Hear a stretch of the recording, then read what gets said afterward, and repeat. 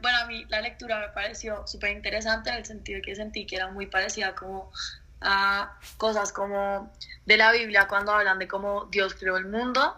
Entonces iban describiendo, pues no sé, como el porqué de cada cosa, de como el Dios que sentía en el momento que creó, no sé, cada animal o cada árbol. Entonces como que eso me pareció como chévere de leer, además era como muy fácil de leer, entonces fue una lectura como agradable y como rápida y fácil de seguirle el hilo y como el sentido.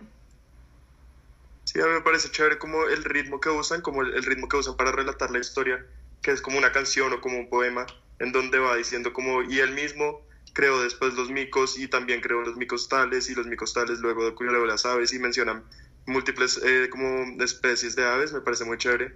Y creo que es a eso a lo que te refieres cuando dices que tiene como semejanza con la creación de los cristianos. Y pues eso fue la idea. A mí me pareció que, pues me pareció chévere cuando hacían la pregunta, como que hacían una pregunta y solitos se contestaban.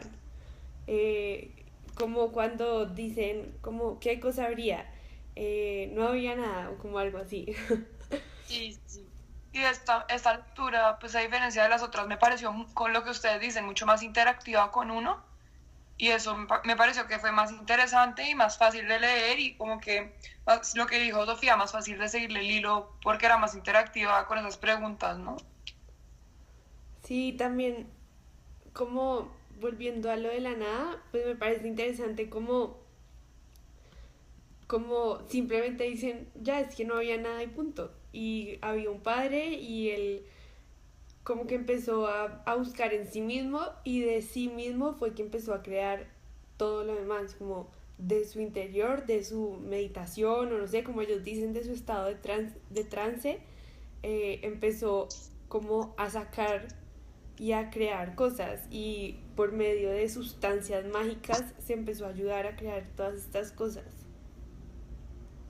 Sí, a mí me parece curioso cómo pareciera que ellos le dan como características de humano al padre, pues así como él crea todo de la nada, pues esa nada tenía como que habérsela imaginado y pareciera como si todo lo sacara como del mismo, como de su imaginación. Entonces esa nada tenía que existir, no era simplemente nada, era una nada que existía.